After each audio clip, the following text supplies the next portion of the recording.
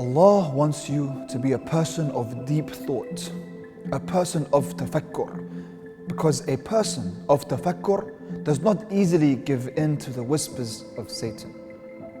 And this is why when a man came to Imam Hussain to ask him, what ways can he sin? He says, Ya Abu Abdullah, I can't hold myself anymore. I need to go and sin. So Imam Hussain tells him, if you need to go and sin, then go sin. He didn't answer him in a basic way. He answered him in a way to engage his mind and make him an individual of tafakkur. He says, go sin. But if you're going to sin, don't eat from the rizq, from the provision of Allah.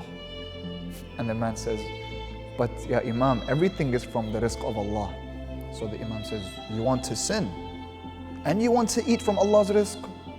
So the man said, okay, give me another way. So the Imam replied, go sin, but do it in a land which is not for Allah. The man says, but all that is within the east and the west belongs to Allah. So the Imam says, you want to eat from his rizq and you want to live in his land and you still want to disobey him? So the man says, give me another way. So Imam Hussain replies, go and sin, but make sure that Allah is not watching you. So he says, but Allah sees all. So the Imam again tells him, you want to eat from his rizq, you want to live in his land, and you know he's watching you, and you still want to disobey him?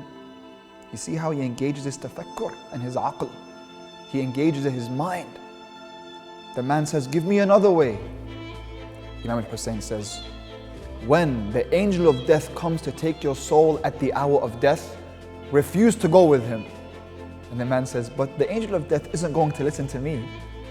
So Imam Hussain replies, you can't even stand up against the angel of death, but you want to stand up and disobey Allah?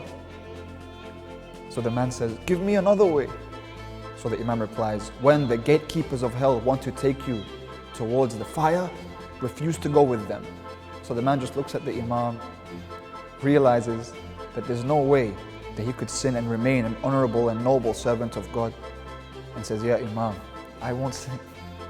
And he does this not because Imam Hussain tells him, if you do this, you're going to hell. He does it because he engages his aql and engages his intellect and makes him an individual tafakkur. So, if you want to be able to repel the whispers of Satan from your heart, then be a person of deep thought and tafakkur and recount all that Allah subhanahu wa ta'ala has given you in your life, and you'll be able to repel these whispers.